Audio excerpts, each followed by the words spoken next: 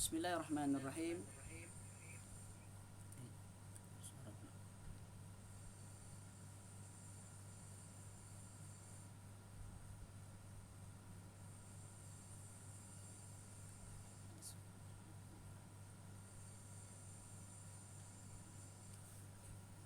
Hilang record.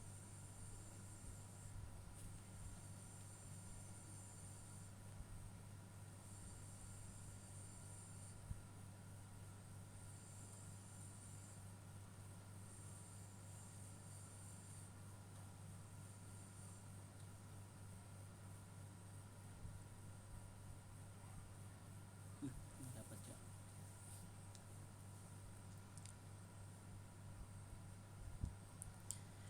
Bismillahirrahmanirrahim. Assalamualaikum warahmatullahi wabarakatuh. Innal hamdalillah nahmaduhu wa nasta'inuhu wa nastaghfiruh wa na'udzu billahi min shururi anfusina wa min sayyiati a'malina. Man yahdihillahu fala mudilla lahu wa man yudlil fala hadiya lahu. Wa ashhadu an la ilaha illallah wahdahu la syarika lahu wa ashhadu anna Muhammadan 'abduhu wa rasuluh. يا أيها الذين آمنوا اتقوا الله حق تقاته ولا تموتن إلا وأنتم مسلمون يا أيها الناس اتقوا ربكم الذي خلقكم من نفس واحدة وخلق منها زوجها وبث منهما رجالا كثيرا ونساء واتقوا الله الذي تساءلون به والأرحام إن الله كان عليكم رقيبا يا أيها الذين آمنوا اتقوا الله وقولوا قولا سديدا يصلح لكم أعمالكم ويغفر لكم ذنوبكم ومن يطع الله ورسوله فقد فاز فوزا عظيما. أما بعد. Alhamdulillah, bersyukur kita kehadrat Allah Subhanahu wa taala, pada malam ini dapat kita meneruskan kuliah maghrib untuk kitab perisai bagi sekalian mukallaf atau simpulan iman atas madhab salaf. Okay. Kuliah kita ini adalah merupakan kitab akidah, ya. Kitab yang kita gunakan adalah berkenaan akidah ataupun manhaj, yang mana membicarakan tentang prinsip-prinsip keyakinan yang wajib diyakini, ataupun yang diyakini oleh ahli sunnah wal jamaah, yang hendaknya kita pelajari, okay?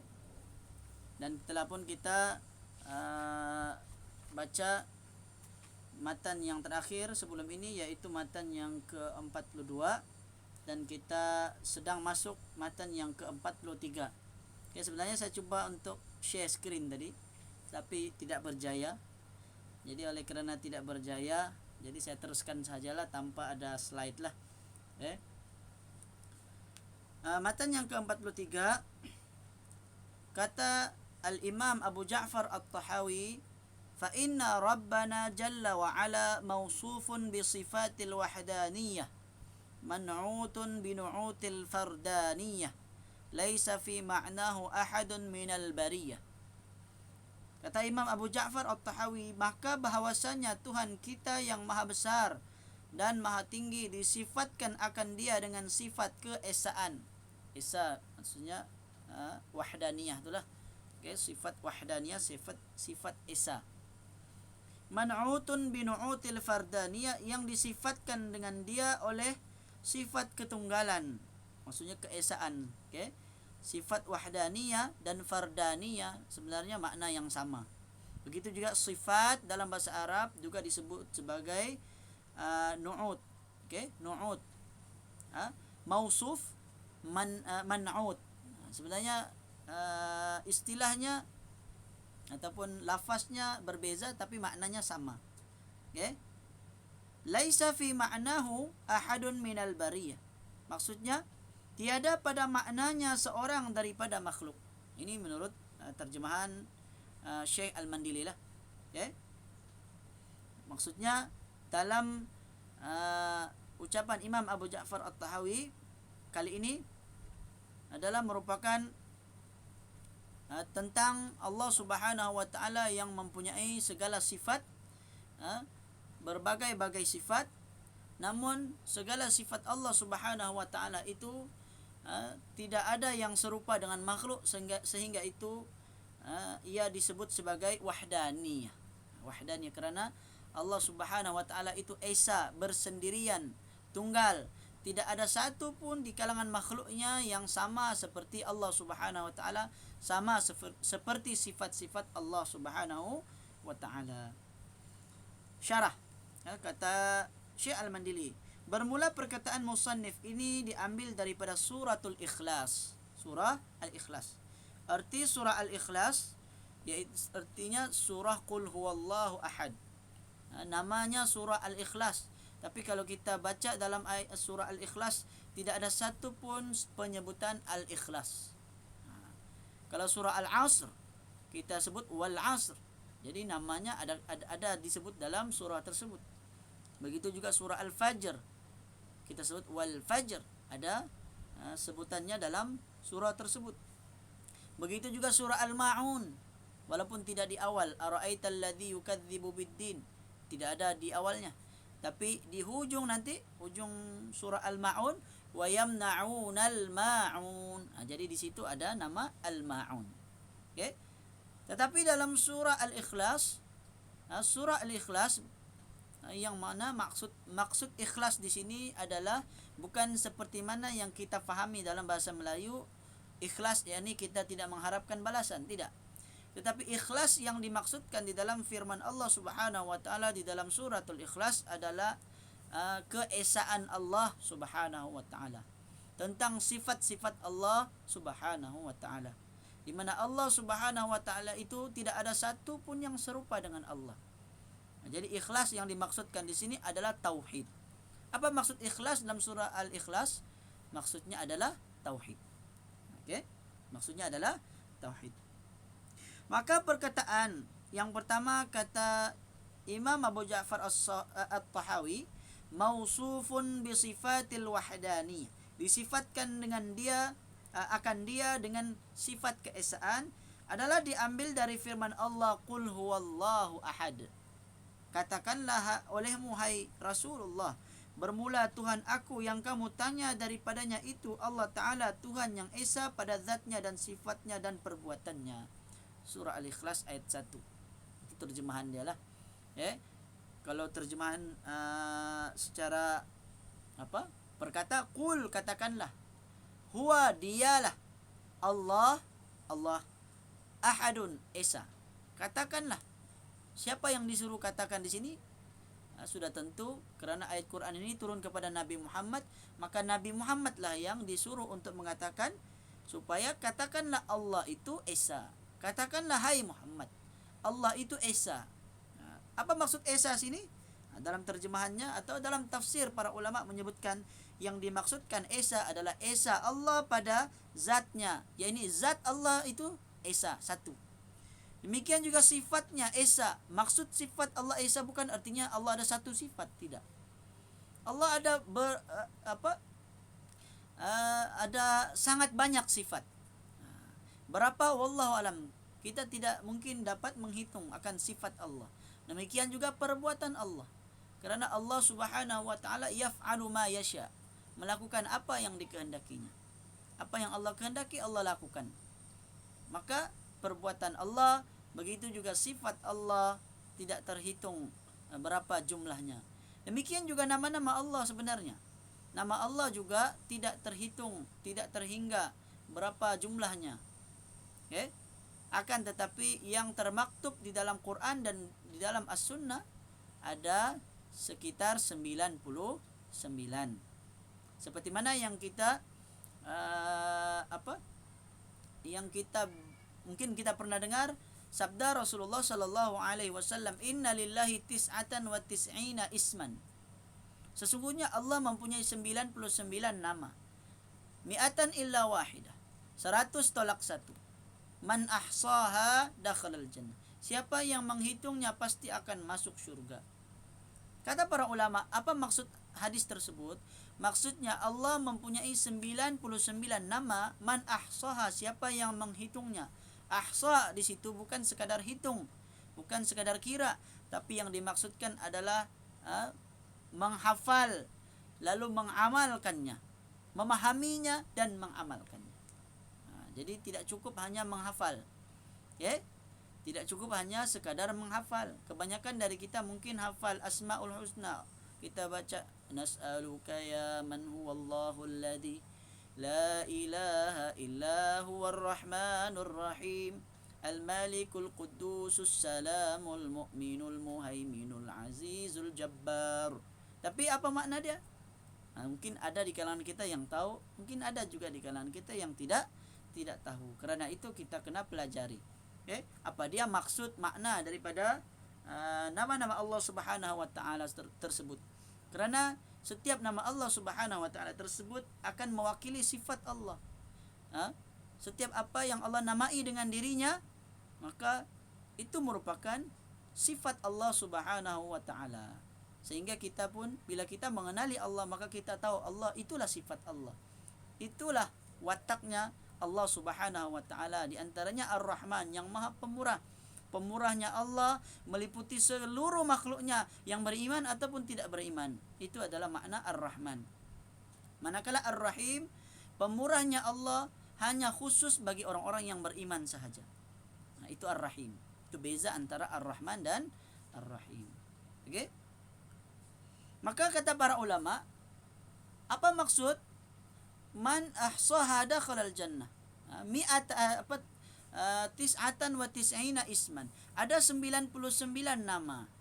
Adakah nama Allah terhad pada 99 saja? Jawabnya tidak. Karena ada syarat di situ di belakangnya. Selepas disebut tis'atan wa tis'ina isman, man ahsaha, ada syarat di situ. Sesiapa yang menghitungnya. Siapa yang menghitungnya dakhalal jannah. Siapa yang menghitung, maksudnya apa tadi? Siapa yang menghafalnya, memahaminya ataupun menghayatinya, kemudian mengamalkannya di dalam kehidupan seharian, terutama dalam doa-doa kita. Karena Allah berfirman, walillahil asmaul husna fad'uuhu biha. Allah mempunyai nama-nama yang husna, yang elok, yang baik, yang cantik, yang indah. Maka berdoalah dengan memohon kepada nama-nama Allah tersebut. Wahai Allah yang Maha Pemurah, irhamni, rahmatilah saya, kasihanilah saya, kasihilah saya, cintailah saya. Itu diantara makna Ar-Rahman. Jadi Allah, kata para ulama, 99 di situ adalah syarat di mana tidak menunjukkan nama Allah terhad pada 99, akan tetapi Allah berikan syarat sesiapa yang berusaha mengamalkannya, menghitungnya, menghafalkannya, maka dialah yang akan beroleh ataupun mendapatkan ganjaran pahala syurga Allah Subhanahu wa taala. Dan ada lagi dalil-dalil yang lain menunjukkan bahwa nama Allah lebih dari itu. Maka perkataan Allah, firman Allah, qul huwallahu ahad, katakanlah Allah itu esa, artinya esa pada zatnya, pada sifatnya dan pada perbuatan Allah. Yang dimaksudkan pada sifatnya artinya sifat Allah meskipun sangat banyak, tetapi tidak ada satu pun dari kalangan hambanya, makhluknya yang serupa dengan sifat Allah Subhanahu wa taala tersebut dari sudut hakikatnya. Demikian juga perbuatan Allah Subhanahu wa taala. Kemudian yang kedua, dan perkataannya disifatkan dengan sifat ketunggalan, yaitu perkataan dalam bahasa Arabnya man'utun binu'util fardani, disifatkan dengan sifat ketunggalan, diambil dari firman Allah, yaitu Allahus Samad. Allahus Samad, lam yalid wa lam yulad. Surah Al-Ikhlas ayat 2 dan 3. Maksudnya apa? Bermula Allah Ta'ala itu yang dituntut daripadanya segala hajat atas berkekalan. Lam yalid wa lam yulad, tiada beranak ia dan tiada diperanakkan. Biasanya kalau terjemahan yang baru, tidak silap saya, Allahus Samad, Allah tempat menjadi tumpuan ataupun tempat meminta segala hajat. Tempat meminta segala hajat. Ya, betul. Di sini pun dituntut daripada segala hajat atas berkekalan. Ada tambahan atas berkekalan. Maksudnya kekal Allah, sehingga bila-bila Allah lah menjadi tempat memohon, meminta, tempat dituntut daripada segala hajat. Segala hajat manusia akan kita sangat memerlukan hanya daripada Allah Subhanahu wa taala. Jika kita ada hajat, ada permintaan, ada keinginan, maka mintalah hanya kepada Allah Subhanahu wa taala. Tidak boleh kita meminta, memohon kepada selain dari Allah Subhanahu wa taala. Tidak boleh daripada selain Allah. Kerana Allah As-Samad. Itu adalah antara nama Allah As-Samad. Sehingga tu kita beri nama, kalau kita ingin beri nama, di antara nama yang terbaik kata para ulama adalah kita memberi nama Abdullah. Okey, dan juga Abdurrahman dan seterusnya, ada Abdun di depannya, kemudian di belakangnya ada nama Allah. Jadi banyak nama kita boleh letak. Okey. Tidak boleh kita meletakkan nama kita atau nama orang tertentu dengan nama Allah tanpa ada tambahan Abdun di depan dia. Okay, kecuali ada khilaf lah di kalangan para ulama, ada beberapa nama Allah yang juga itu memang Allah sendiri sandangkan atau berikan gelaran itu kepada manusia, seperti Al-Malik. Al-Malik, Allah juga bernama Al-Malik, tapi manusia ada juga Al-Malik, kerana manusia ada juga raja. Tetapi yang menjadi raja di atas segala raja hanyalah Allah Subhanahu wa taala. Cuma kalau memberi nama sekadar Al-Malik boleh, tidak ada masalah. Demikian juga Ar-Rahim. Rahim itu kata para ulama boleh diberikan nama. Kalau ada orang nama Rahim saja boleh. Tapi kalau dia letak namanya Rahman tidak boleh, kerana Rahman adalah nama khusus bagi Allah. Nama khusus bagi Allah. Okey. Lam yalid wa lam yulad, tidak beranak ia dan tiada diperanakkan. Allah tidak beranak, tidak pula diperanakkan. Ini menunjukkan bahawa Allah Subhanahu wa taala itu memiliki sifat fardaniyah. Fardaniyah ini ketunggalan. Maksudnya Allah tu esa dari sudut zat Allah Subhanahu wa taala. Kenapa Allah tu tidak tidak diperanakkan, tidak beranak, tidak pula diperanakkan? Kalau kiranya Tuhan itu ada anak, nescaya akan ada dua Tuhan. Kalau Tuhan itu berasal dari atau dia dilahirkan, berarti sebelumnya ada Tuhan lain lagi. Maka kerana itu secara akalnya mustahil Tuhan itu mempunyai dzuriat, mempunyai bapa ataupun anak. Sehingga itu akan menyebabkan banyaklah Tuhan. Seperti mana keyakinan orang-orang Nasrani, orang Kristian, di mana mereka kata Tuhan bapa, Tuhan anak. Tuhan bapa, Tuhan anak. Itu para pengkaji di luar sana, para pengkaji perbandingan agama, mereka mengatakan bahawa agama Kristian ni hakikatnya diambil dari agama pagan, agama Rom, yang mana mereka ada meyakini, ataupun agama macam Mesir kuno yang meyakini adanya dewa, kan, Firaun tu, kan, ataupun sebelum Firaun lagi mereka meyakini ada, saya pun lupa apa nama dia ada dewa tu yang merupakan bapa. Lepas tu dia ada anak, lepas tu dia ada isteri dia. Tiga-tiga bapa dia, isteri dia dan anak dia, mereka kata itu adalah satu. Okey. Lepas tu macam-macam lah. Sehingga tu bila mereka kaji-kaji, ternyata ada kesamaan antara ajaran Kristian yang ada pada hari ini, terutamanya Kristian Kristian Katolik lah, terutamanya, ataupun RC ringkasnya.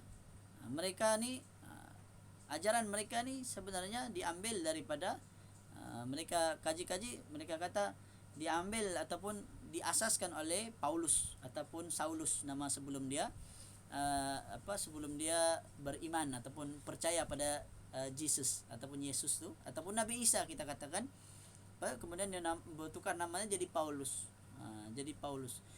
Dan dialah yang banyak mencorak menafsirkan agama Kristian hari ini, sehingga di dalam perjanjian baru tu lebih banyak surah-surah atau dipanggil surat-surat yang ditulis oleh Paulus.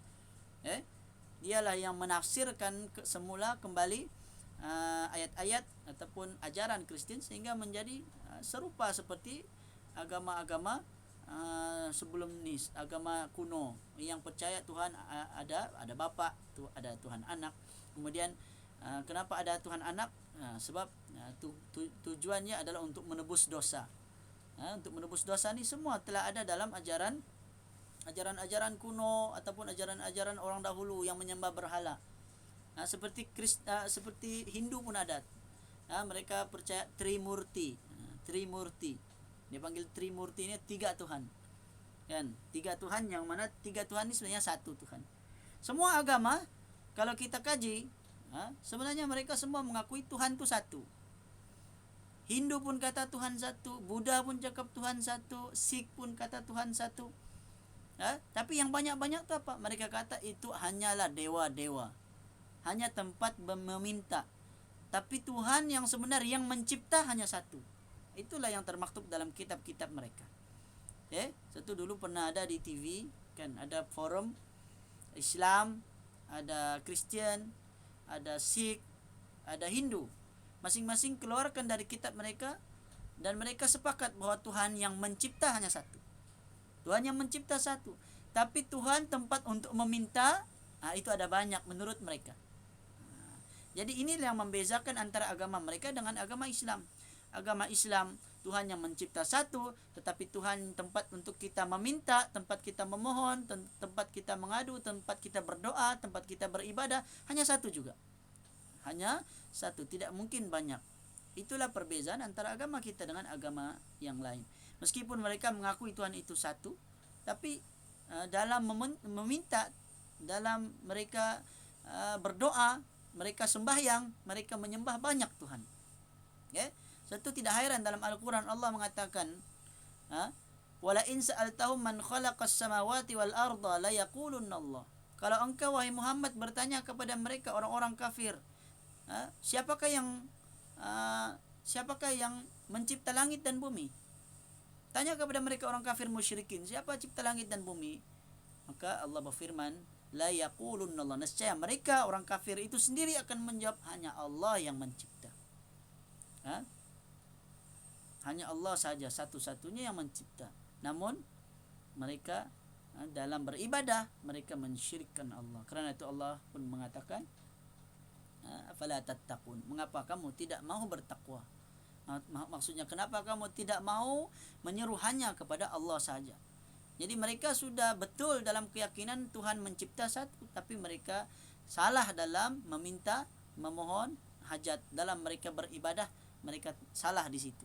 Itulah yang membezakan antara Islam dan yang bukan Islam.